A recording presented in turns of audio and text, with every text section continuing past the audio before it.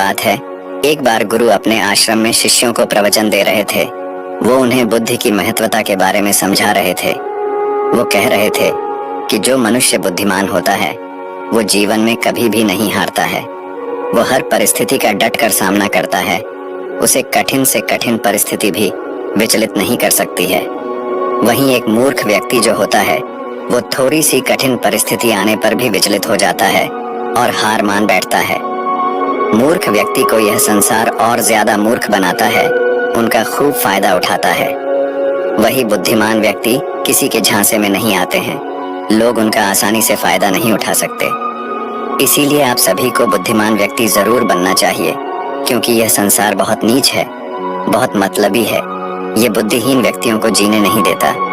इसीलिए अगर आपको धोखे, फरेब या फिर किसी के द्वारा इस्तेमाल हुए जाने से बचना है तो आपको बुद्धिमान बनना पड़ेगा। अगर आप लोग बुद्धिमान नहीं बने और अगर मूर्ख रह गए तो ये दुनिया आपका बहुत ही ज्यादा फायदा उठाएगी, आपको कभी आगे नहीं बढ़ने देगी। मनुष्य चाहे कितना ही सुंदर क्यों ना हो, लेकिन अगर उसमें बुद्धि नहीं है तो उसकी सुंदरता किसी भी काम की नहीं है, क्योंकि उसको तो पता ही नहीं है कि वो अपनी सुंदरता का उपयोग कैसे करेगा। हीरा बहुत कीमती होता है, लेकिन अगर आप उसकी कीमत को नहीं पहचान पाए तो वो आपके किसी भी काम का नहीं रहता है। क्योंकि मूर्ख लोगों के सामने हीरा और पत्थर एक समान होता है, वो उनमें अंतर नहीं कर पाते हैं।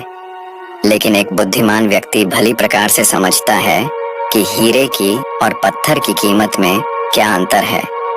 गुरु की बातें सुनकर उनमें से एक शिष्य खड़ा होता है और गुरु से कहता है कि गुरुदेव, आखिर हमें इस बात का पता कैसे चलेगा कि हम मूर्ख हैं या हम बुद्धिमान हैं।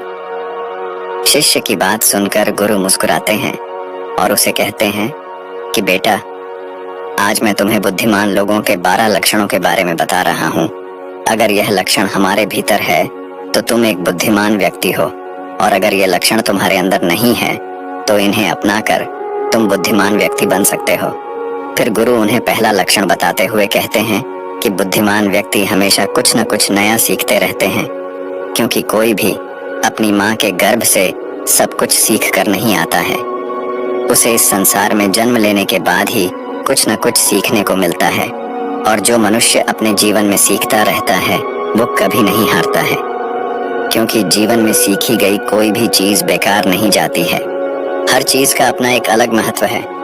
इसीलिए जब भी हम कुछ सीखते हैं तो वो हमारे जीवन में कभी न कभी अवश्य काम आती है। जरूरी नहीं कि हम विद्यालय में या फिर गुरुकुल में ही कुछ नया सीखें। हम किसी से कुछ भी सीख सकते हैं। हमें एक भिखारी से भी एक बहुत कुछ सीखने को मिलता है। हमें सफल लोगों से भी हर चीज, हर वस्तु, हर मनुष्य हमें कुछ न कुछ सिखाता है। अगर हम सभी चीजों को सही तरीके से सीख लें तो हम अपने जीवन में बहुत उन्नति कर सकते हैं। जैसे एक सफल व्यक्ति से हम यह सीख सकते हैं कि वह सफल कैसे बना, उसने किन किन तरीकों को अपनाया। वहीं असफल व्यक्ति से हम यह सीख सकते हैं कि वो असफल क्यों हुआ, आखिर उसने ऐसा क्या किया जो वो सफलता प्राप्त नहीं कर पाया। फिर उससे सीखकर हम वो गलती नहीं करेंगे। हमारा जीवन इतना बड़ा नहीं है कि हम खुद गलती करें और फिर उससे सीख लें। इसीलिए हमें दूसरों की गलतियों से भी सीखना चाहिए, जिसके कारण हम फिर वो गलती न करें। फिर गुरु उन्हें दूसरा लक्षण बताते हुए कहते हैं कि बुद्धिमान लोग समय का सही सदुपयोग करते हैं। बेटा, जिसने समय को साध लिया, समय के अनुरूप अपने आप को ढाल लिया, उसने समझो अपने जीवन के जीने का मंत्र जान लिया। समय एक अमूल्य धन है। समय की अहमियत हमें जिंदगी में सफलता की ओर लेकर जाती है। समय एक बार चला गया तो वापस नहीं लौटता। इस दुनिया में समय से अधिक मूल्यवान न ही पैसा है, न ही ताकत है, क्योंकि जब समय हमारा साथ नहीं देता है तो ये बाकी चीजें हमारे किसी काम की नहीं है। जीवन जीने के लिए दुनिया में सभी को बराबर समय दिया गया है, लेकिन हर व्यक्ति इसका उचित उपयोग नहीं कर पाता है। समय हमारे जीवन का एक महत्वपूर्ण हिस्सा है, और समय के बिना तो जीवन की कल्पना भी नहीं की जा सकती है। अगर समय रुक जाए तो यह संपूर्ण प्रकृति चक्कर ही रुक जाएगा। बुद्धिमान लोग दुनिया में अलग काम नहीं करते, वो बस उस काम को अलग तरीके से करते हैं। वे लोग अपने समय के प्रत्येक हिस्से को जरूरी कामों में इस्तेमाल करते हैं। दुनिया में असफलता का कारण है समय पर सही कार्य नहीं करना। अगर आप भी अपने जीवन में कुछ बनना चाहते हैं तो सबसे पहले आप अपना लक्ष्य निर्धारित करें और समय का सदुपयोग करते हुए उसी के अनुरूप कार्य करें। समय का महत्व पूरे संसार के जीव, जंतुओं और मनुष्य के लिए एक ही है, क्योंकि समय ही एक ऐसी वस्तु है जिसे आप एक बार खो देते हैं तो किसी भी कीमत पर उसे आप वापस प्राप्त नहीं कर सकते। इसीलिए सभी लोगों को समय के महत्व को समझना चाहिए, इसका सदुपयोग करना चाहिए। ये बात तो हम सभी जानते हैं कि समय सफलता की कुंजी है, लेकिन हमारे जीवन की सफलता इस बात पर निर्भर करती है हम अपने समय का उपयोग किस प्रकार कर रहे हैं। समय तो बिना किसी की प्रतीक्षा करे लगातार अपनी रफ्तार से चला जा रहा है। कोई राजा हो या कोई फकीर हो, समय ने कभी किसी का इंतजार नहीं किया। हम सभी को हमेशा समय का सदुपयोग करना चाहिए और अपने हर काम को समय के अनुसार करना चाहिए। समय को जापान में एक बहुत ही प्रसिद्ध बौद्ध भिक्षुक रहा करते थे। उनका नाम रिसाई था। रिसाई अकेले रहते थे। दुनिया के शोर शराबे से दूर जंगल में वो रहते थे और वह बड़े ही ध्यानी और प्रभु भक्त व्यक्ति थे, इसलिए वह पूरे जापान में बहुत अधिक प्रसिद्ध थे। एक दिन एक राजकुमार रिसाई के पास आया और बोला, हे प्रिय भिक्षु, मैं हमेशा थका हुआ, निराश और परेशान महसूस करता हूँ। मेरा मन बहुत अशांत रहता है। हालांकि मेरे पास सब कुछ है, दौलत, शोहरत, सुख सुविधाएं जो हर व्यक्ति चाहता है या पाने की इच्छा करता है, लेकिन फिर भी मेरे अंदर इतनी अशांति और चिंता क्यों है। रिसाई ने उसकी बात बहुत ही ध्यानपूर्वक सुनी और कुछ सोचने के बाद कहा, तुम इस प्रश्न का उत्तर जानते हो, बस तुमने कभी इस प्रश्न को हल करने की कोशिश नहीं की है। रिसाई ने आगे कहा, मैं एक रिसर्च करना चाहता हूँ, क्या तुम मेरा साथ उसमें दोगे? इस रिसर्च के बाद तुम्हारे जीवन में किसी भी तरह की अशांति और चिंता नहीं रहेगी। ये बातें सुनकर राजकुमार बहुत हैरान था। उसने रिसाई से कहा, बताइए मुझे क्या करना होगा? अपने मन की शांति के लिए मैं कुछ भी करने को तैयार हूँ। राजकुमार की इन्हीं बातों को सुनकर भिक्षु ने कहा, तो फिर आप अगले 15 दिन के लिए मेरे आश्रम में रहोगे और एक सामान्य व्यक्ति की तरह अपना जीवन व्यतीत करोगे और इन 15 दिनों में तुम अकेले और चुपचाप रहोगे, जितना हो सके कम बोलोगे। राजकुमार उस भिक्षु की बातें सुनकर सहमत हो गया। पहले दिन राजकुमार को लगा कि उसका मन सामान्य से अधिक अशांत और विचलित है। उसके मन में तरह तरह के विचार आ रहे हैं और वह आम लोगों की तरह जीवन जीने में असहज महसूस कर रहा है। उसे अंदर से बोलने की इच्छा हो रही थी, लेकिन वह चुपचाप रहा। उसके मुंह से एक भी शब्द नहीं निकला, बस वह चुपचाप बैठा रहता। लेकिन रात होते होते उसे अंदर ही अंदर शांति का अनुभव होने लगा। उसके लिए यह अनुभव अजीब था। वह खुद से पूछ रहा था कि वह अंदर ही अंदर इतना खुश क्यों है और उसकी आंतरिक बेचैनी और चिंता कम क्यों होने लगी है। अगले दिन राजकुमार अकेला चुपचाप बैठा रहा और वह प्रकृति को निहार रहा। वह पौधों को, फूलों को, आकाश में उड़ रहे पक्षियों को। वह अपने जीवन में पहली बार यह अद्भुत दृश्य महसूस कर रहा था कि उसके पास कितनी सुंदरता है। वह दिन भर प्रकृति की सुंदरता को निहारता रहता और उसकी ताजगी को महसूस करता रहता। इसी तरह से 10 दिन बीत गए और उसके मन की सारी बेचैनी, सारी हलचल, सारी उथल पुथल और सारा तनाव गायब हो गया। 11वें दिन की सुबह राजकुमार फिर से एकांत में बैठ नौ गया और कुछ ही मिनटों में उसकी आंखें अपने आप बंद हो गईं और वह गहरे ध्यान में चला गया। वह पूरे दिन वहीं पर आंखें बंद करके बैठा रहा और गहरे ध्यान में डूबा रहा। ना कोई शब्द, ना कोई चिंता। राजकुमार भीतर से असीम शांति और आनंद से भर गया।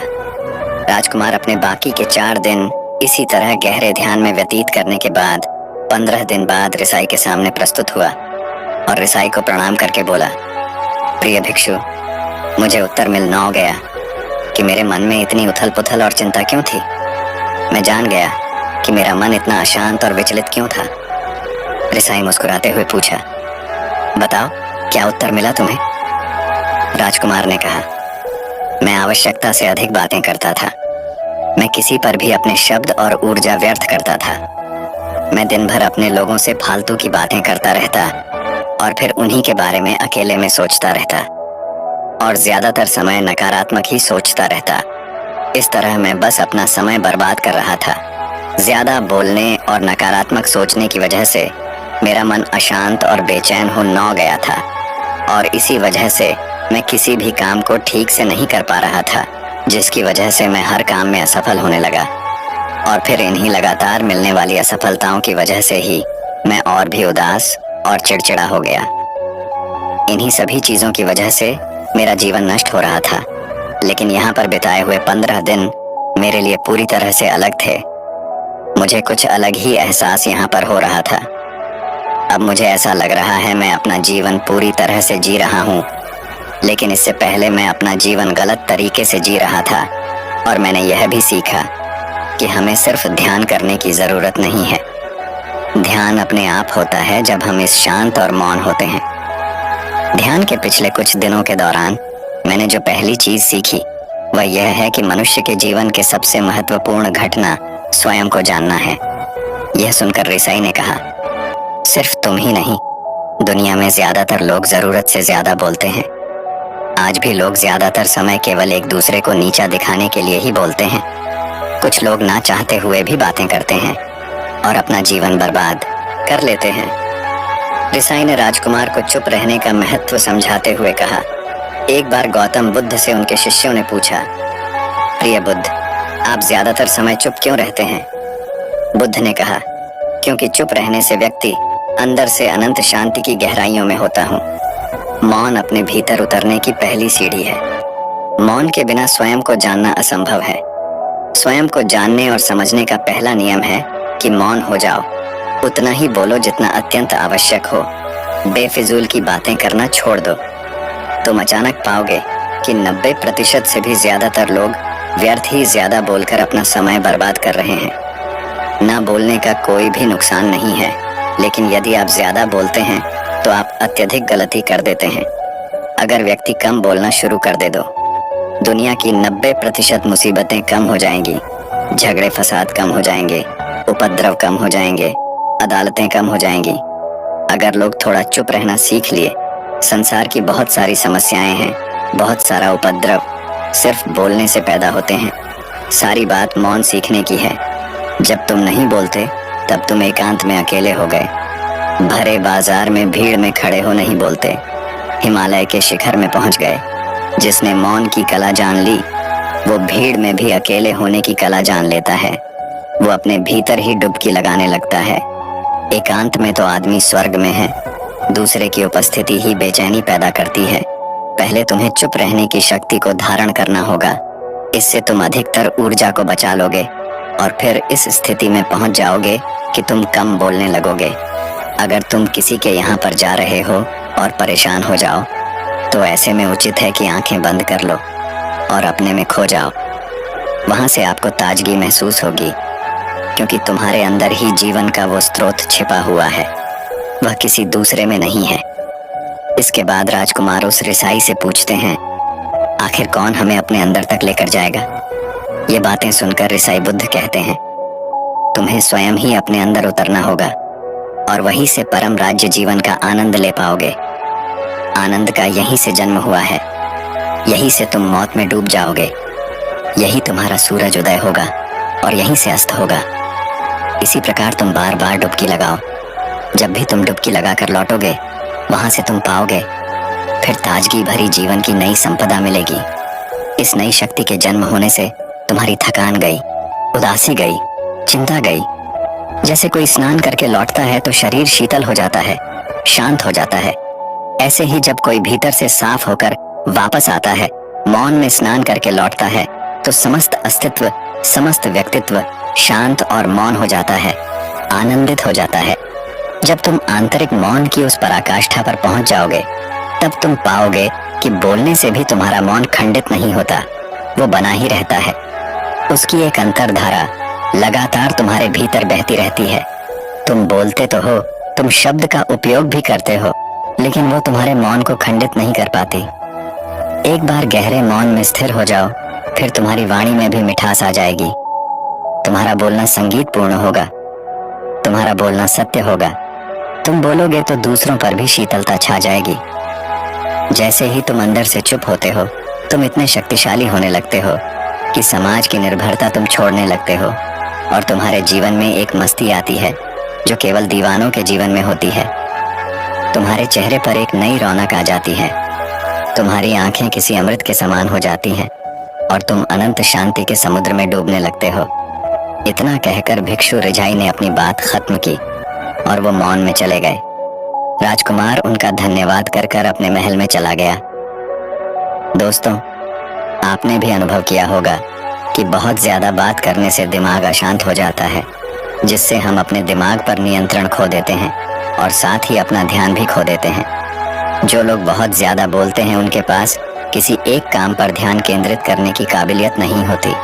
वो अपने किसी भी लक्ष्य पर पूरी तरह से केंद्रित नहीं कर पाते।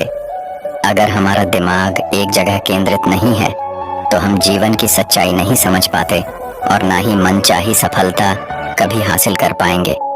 इसके अलावा भी आपने देखा होगा कि जो लोग अधिक बोलते हैं वो अक्सर लोगों के बीच हंसी का पात्र बन जाते हैं और जो लोग कम बोलते हैं और अपनी बात पर कायम रहते हैं उन्हें लोगों से सम्मान मिलता है।